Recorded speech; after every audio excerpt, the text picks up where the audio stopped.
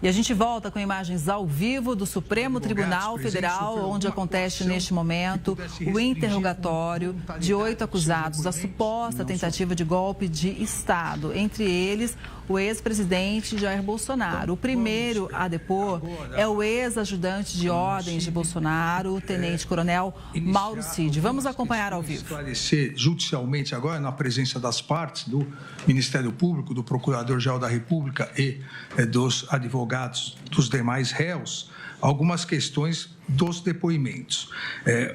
O senhor confirma a integralidade, eu repito, de todos os depoimentos, tanto na Polícia Federal quanto no Supremo Tribunal Federal? Sim, senhor.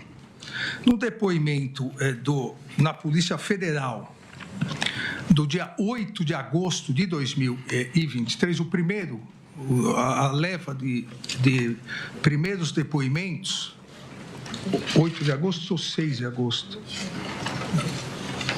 Só para não...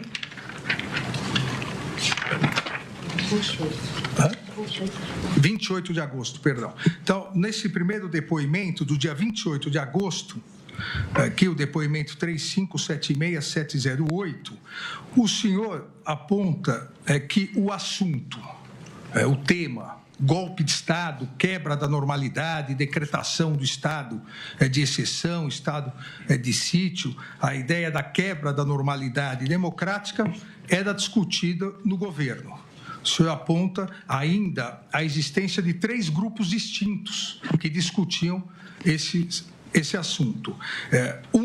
E aqui, entre aspas, na nomenclatura do senhor, um bem conservador, de linha bem política, que aconselhava o então presidente Jair Bolsonaro a dizer para o povo, abre aspas, entre aspas também, para o povo sair da frente dos quartéis.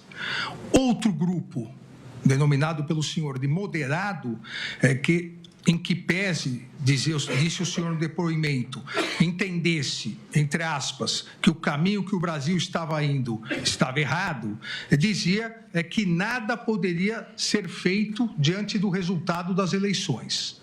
E um terceiro grupo, que também fora denominado pelo senhor de radical, esse estava tentando, entre aspas, estava tentando convencer o então presidente a fazer alguma coisa, um golpe.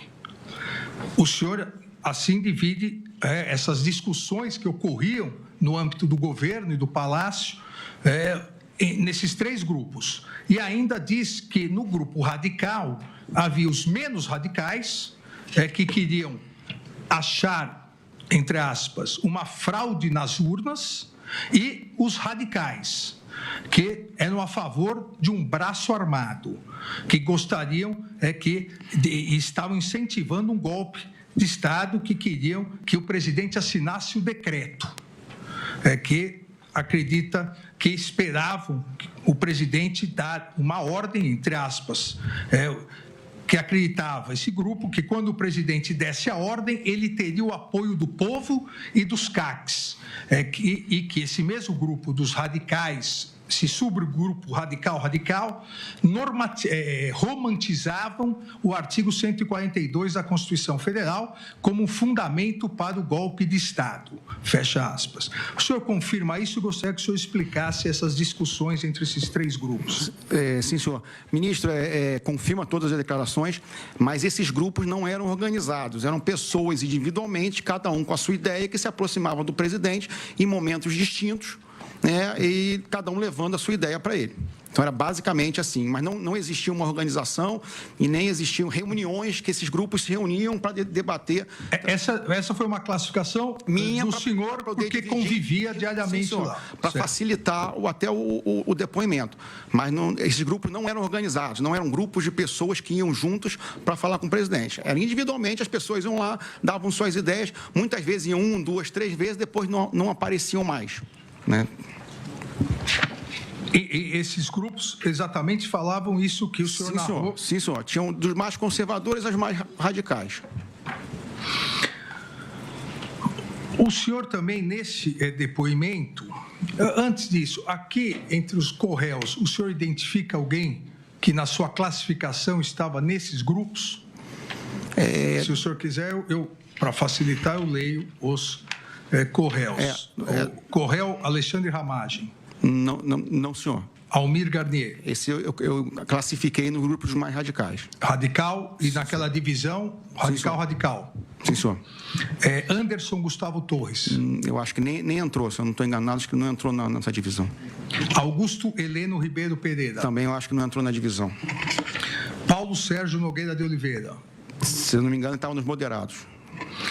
Walter Souza Braga Neto. Ele também, eu acho que nesse momento ele estava nos moderados. Obviamente, para que conste, não citei o nome do réu Jair Messias Bolsonaro, porque esses grupos pretendiam influenciar o réu Jair Messias Bolsonaro. Obviamente, ele não fazia parte de nenhum desses grupos. Em relação ao Corréu Paulo Sérgio, o senhor diz que Jair Messias Bolsonaro queria uma atuação mais contundente do general Paulo Sérgio em relação à Comissão de Transparência das Eleições montada pelo Ministério da Defesa, que Jair Bolsonaro queria que o documento produzido fosse duro. O senhor confirma isso? Sim, senhor. O senhor tem conhecimento que, se após, e também consta aqui nos autos, o senhor tem conhecimento que após a realização das eleições, na verdade, o primeiro turno e depois o segundo turno, hoje réu, então ministro da Defesa Paulo Sérgio, já estava com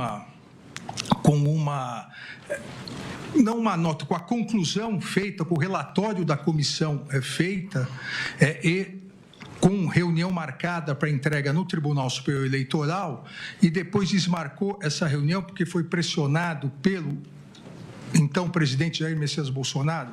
Sim, senhor. O senhor sabe como foi essa pressão? Ministro, efetivamente, eu não sei se foi por ligação, se foi por conversa particular, mas essa pressão realmente existia.